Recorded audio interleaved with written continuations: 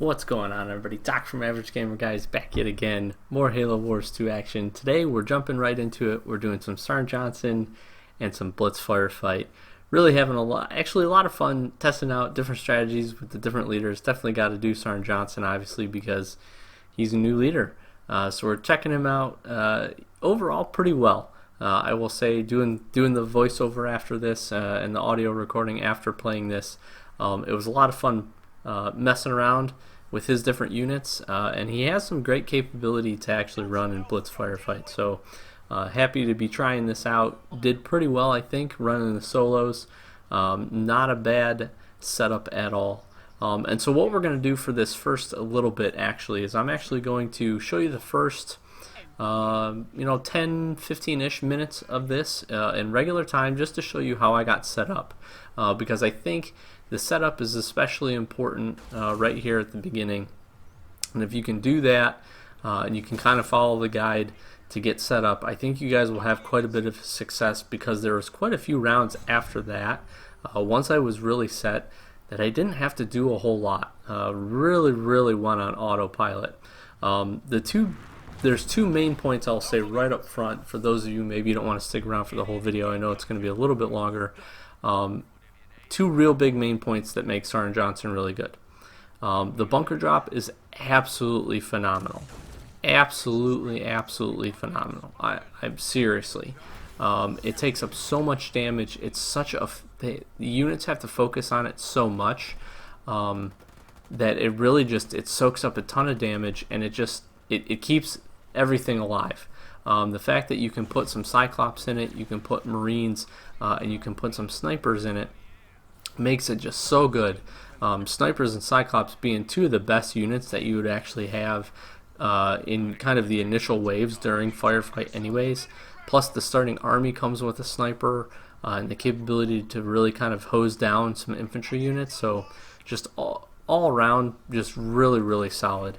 The second thing that I did not realize this until much too late, was the fact that the siege turret, because it's a leader power, doesn't count against your population. What that means, that's absolutely critical to the fact of, and I probably did not employ it quite quickly enough in this Blitz Firefight, because I really didn't think about it and it didn't dawn on me. But the fact that you can essentially then have more than 30 units on the map at any one time, which is absolutely just the most critical thing you can do in Blitz Firefight, especially once you get up into the 30s and the 40s. It's 100 energy and it lasts so long. It's just such a crucial leader power, and the siege, as you guys know, the siege units in this game, especially in Blitz Firefight, are just crucial to staying alive and dealing a ton of damage. And that's essentially what this gives you, and the fact that you can then, like I said, you're putting more units on the battlefield than you would technically normally be able to is just it's awesome. So again, I didn't realize it fast enough. Don't make my mistake. Make sure that you, like I said, make sure that you use that leader power. There does become a point, I think, in the late 30s where I'm literally just cycling through cards because I have a full population, because the bunkers stay up for so long, that I ended up just cycling through and just playing a bunch of siege turrets, really just to help me get set up for defense. So here, what I'm doing, you do have a little bit of weakness to air, at least initially with the armies. So essentially what I'm doing is I'm putting bunkers on both B and C. I'm filling them up with the respective about a 2 Marine, 2 Cyclops mix, and then I'm going to throw a Wolverine down next to each bunker. I'm going to throw a Nightingale above each bunker, and then from that point on I'm going to start to get set up and work the ridge. As everyone knows, anyone that's watched any of our videos before, you know how crucial getting a good ridge setup is.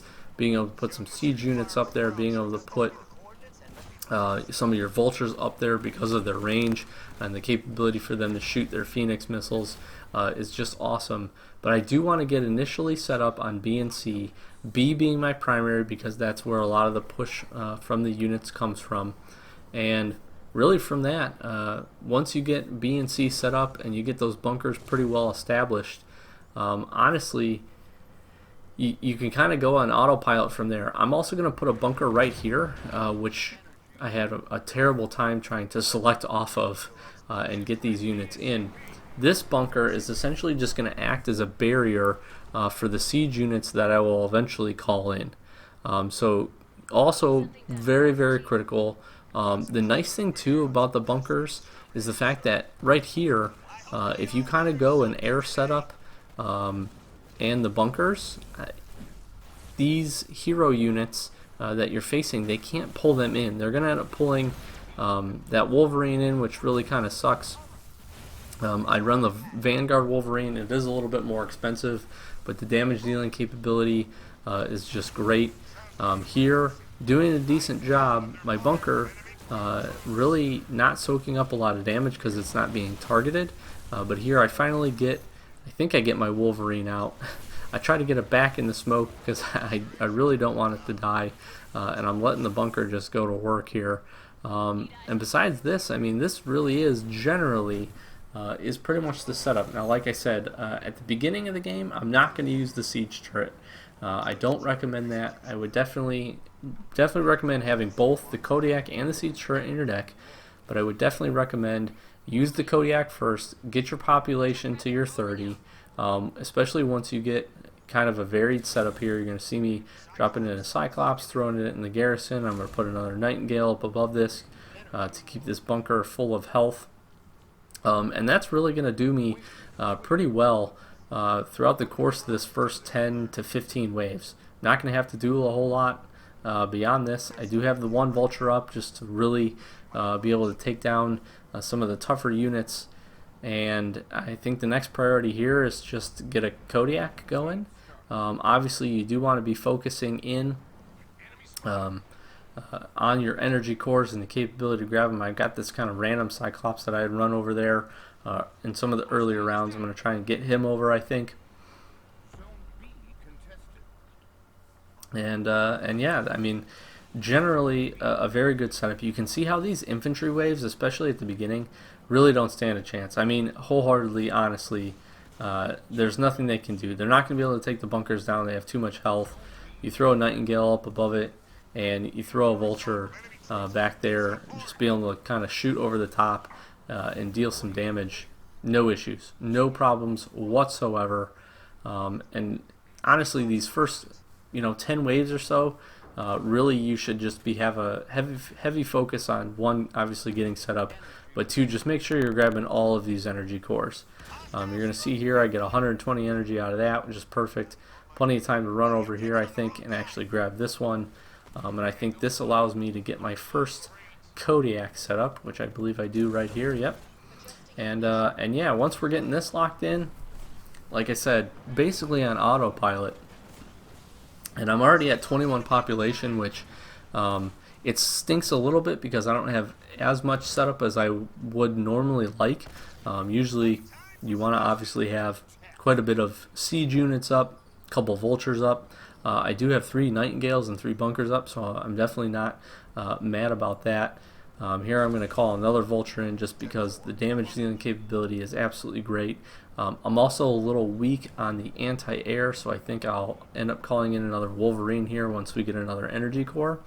So that is the only one drawback with playing a Sergeant Johnson, especially in a solo capacity, is it does soak up quite a bit of your energy population just from the sole fact of having the bunkers and putting some smaller type units in your bunkers. Now, the flip side of that though is comparatively, I really do feel like you have a much more better diversified army because you have some capability against infantry, which obviously siege units are great against, so that's not as much of a concern. But you do get the Cyclops in there, and they're very well protected. So you're essentially getting kind of an anti-vehicle capability, which you do start to see in the later rounds, which I think is good. So again, I think this kind of deck and setup would be especially awesome playing in co-op mode, to be honest. Playing 2s or 3s, having somebody else in here, or 2 other guys in here that maybe can help with the siege units. You can kind of focus on the bunkers. I can imagine Sergeant Johnson sincerely just playing bunkers completely, and infantry with some Nightingales and maybe Vultures or something, being really, really good too. I have the Veteran Mantis in here. I was going to kind of try it. I don't think it's honestly necessarily playable. There's really not any good leader powers besides the siege turret and the bunker drop that I would be playing. So maybe in lieu of the Veteran Mantis, Sniper actually wouldn't be terrible, and I think that's something that you could probably be playing instead of the standard Marines as well. Just for the sole fact, again, you do want the capability to take down infantry, especially those infantry heavy waves at the beginning. Also help you with certain things, kind of like, some hunters that'll eventually come in. So being able to put 1 or 2 snipers in this bunker right here, as well as the one on B, wouldn't be a bad idea either. But overall, like I said, the deck worked pretty well. I was pretty happy with it. And by round 10, you can see we're at 26 population. I'm going to be honest, I don't know that I've lost maybe but 1 unit through this whole time period, to include guys from the starting army, which is pretty good. The first 10 waves really is not that hard, but to be able to say, no, we haven't even lost, any units really up until this point is pretty solid. Again, here, I like the siege turret. I think it's awesome. I think it was probably a misplay there. I think the play instead, like I said, is to go ahead, cycle through, get your Kodiaks down, get your population cap all the way up. That way it lets you know when you can start to kind of cycle through and try to get to those siege turrets. I do like the idea of keeping a bunker in reserve here, not cycling through that. Also, don't really cycle through the Wolverine or Vultures, because those are the things that I did want to play. Again, I did realize I was a little weak to air, so I want to have the capability to have the defense there. And then Vultures really do. They've become probably even more my favorite to be able to play here on this and in Blitz Firefight, just for the sole fact of, again, how much damage they do, how great they generally are against everything. And then the Phoenix missile abilities are really good, especially since the AI bunches a lot of the groups up. So just good capability to take some stuff down. I do play another Wolverine here again because the air units typically come, I think, in your like 12 to 14 waves. So it's a good idea to have them in there. I think at this point I'm just kind of searching through trying to find another Kodiak, which I do get to. Sergeant Johnson is a great unit. The capability to heal, I will use him a little bit later. However, I do think you might be able to spend your energy a little bit better other places, especially kind of early in the game. I probably could cycle through him. I probably could have cycled through him here. But generally, again, we're setting up really good. Hopefully you guys get a gist of it. I've got the 3 bunkers down. I've really got my ridge set up here. Nightingale overwatching, a couple of Kodiaks set down to help. Wolverine set up to help fight our airwaves. I'm going to start to kind of expand over to this side, really kind of create a blocking area. And like I said, Sergeant Johnson, again, with the bunkers, if you had a really good co-op setup, he would be an absolute addition for me if I was on the team. And I would honestly play with him. Just for the sole fact the bunker drops are so good. So at this point we're pretty well set up. So we're going to kind of skim through. You guys enjoy the rest of the gameplay. I'll just kind of be chatting along as we go, and you'll kind of see what we end up doing here. But fast forward in the waves, again, we're just collecting energy at this point. We're sitting at 28 population, which is really great. We got kind of a mixed airwave in right there. But we're setting our Wolverines up pretty good. I've got them spread out. We got another vulture set in. And here, these mixed waves, you can see really having the Cyclops in there really kind of destroys, those more heavy vehicle focused waves. And sometimes I would see definitely where those waves could push a little bit farther than you would want to when you're just running the siege setup. Maybe not at round 15, but especially later on into the game, they could definitely do a little bit more damage just because your siege units typically aren't going to be able to deal the huge chunks of damage that you would like them to do. Talking about co-op, I know I've hit on it a few times. If I was going to pair him up with a different, another leader, it's tough to say, but definitely it's probably some banished unit, honestly. Maybe Atriox, just to get the capability to have two different blisterbacks. The enduring blisterbacks are super solid as well. The fact that they drop some guys after they end up dying are not terrible. You do have to kind of keep in mind with the bunkers, you saw just a few seconds ago use it there where actually one of my bunkers died. I was able to have another bunker on hand ready to go. I was able to use that bunker, use it right away, get those 4 infantry units back into it without having taken any loss from it, which I think is a huge play here. You can see rolling into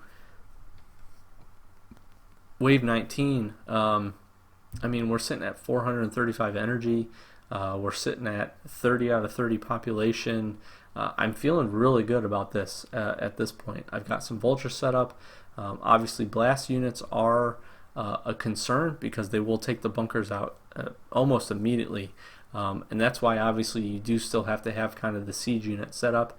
I think the biggest thing I managed here and throughout this firefight game was just the sole fact that I was using Nightingales, I guess as strategically as I could to keep everything that I needed to heal, to include themselves. That's one thing I think also people sometimes forget. You get a Nightingale up, you expect it to heal everything else, but if it gets targeted, it is going to go down. So having a pair of them honestly together over B really, really helped me. Because it just kept everything healed, including itself, and then I could kind of move that pair around because honestly, if you have 2 of them up, they're going to heal things a whole lot faster. So having that capability was great. Really, you don't need a ton of Vanguard Wolverines to take out some of these airwaves. They do an absolutely great job. I do lose a unit here, so I do get to call in Sergeant Johnson. I do like Sergeant Johnson, again, for his healing capability. At this point up into the 24s, we do lose a few units, but generally, as you can see, this setup is working pretty well. Got a couple siege units up above the ridge, kind of over here. I've got some siege units here, and it's at this point that I realize, holy crap, even at 30 population, I can be calling in these siege turrets. Now obviously I am cycling through, so this is where, again, in a co-op strategy, where I could kind of cycle through and only have to worry about setting those up. I wouldn't be as concerned with my energy consumption as I kind of am here. I do lose a few units there because, again, I didn't really have the healing support built up like I would have wanted to. And that obviously was a little bit detrimental for me. But with how fast the siege turrets, or how long they stay, how fast they deploy, the fact that they come in not fatigued because it's a leader power, all of that really I think makes Sergeant Johnson a pretty easy pick if you are going in to do Blitz Firefight. This obviously was not my longest rounds ever. I've been up into just shy 1 round of 50, so pretty happy with that. But I do think we finished up into the late 40s with this one, or early 40s, excuse me. Yeah, I think about 42 I think we ended up finishing up. And I think if I would have realized that I could use the siege turret a little bit faster and a little bit sooner, I think that would have helped us extend a little bit.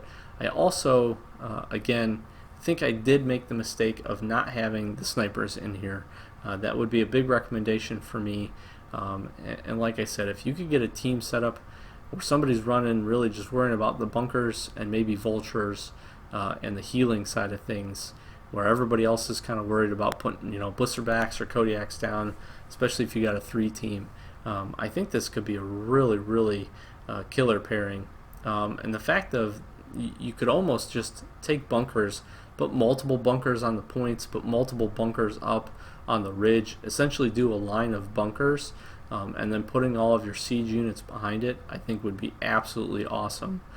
Here again, you see one of the bunkers goes down, immediately call it back in, easy 40 energy.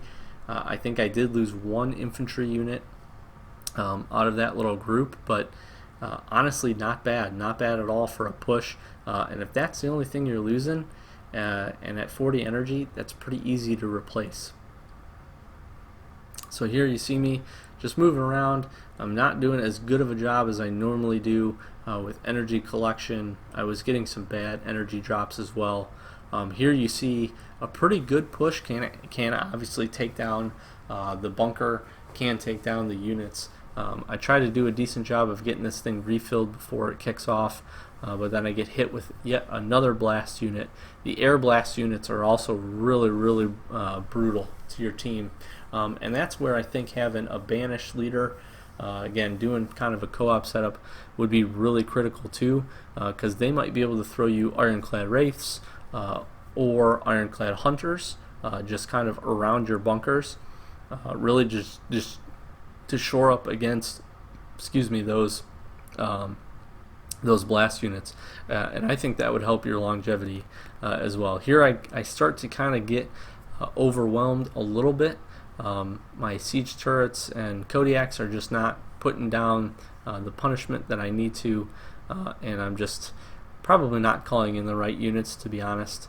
But I was really happy with the setup, really happy with the deck, and I do think bunkers and Sergeant Johnson definitely have a place on these teams. If they do kind of penetrate through and get up onto the ridge, and especially take out, I think they took out about 2 or 3 of my siege units on that last wave. That's what really kind of started to push me farther back. I wasn't having as much effect on these early big spammy waves that they have with a ton of units. You can see there's tons of units just running up into and on B, and that kind of starts to wrap things up for me. So yeah, hopefully you guys enjoyed. Like I said, I enjoyed the deck, enjoyed playing with Sergeant Johnson and testing these units out. And like I said, in a co-op setup, I think he would be absolutely brutal. We'll see if maybe in the future me and Sloth get together and just really try to do a high round fight. We haven't done Blitz Firefight together as a team in a while, so hopefully maybe we can team up and try that out, where one of us is using Sergeant Johnson, the other one maybe trying out, like I said, a banished leader with some guard and the capability to get a few blister backs down, which I think would be absolutely great. So this is gonna about wrap it up here. Hopefully you guys enjoyed this one. Thank you so very much for watching. Really do appreciate all the support that you guys have been giving the channel. It's been absolutely phenomenal. We've got an interesting series coming up, so stay tuned for that. I'm going to be doing some leader testing, and I think a pretty cool way to take a look at a lot of those different leaders. As always, if you're new to the channel, please make sure to subscribe, follow us on Twitter, the link's in the description, join the Xbox Average Gamer Guys Club, do all that great stuff. As always, Doc with Average Gamer Guys, thank you so very much for watching. We really do appreciate it, and we'll check you in the next Halo Wars 2 video. Thanks again.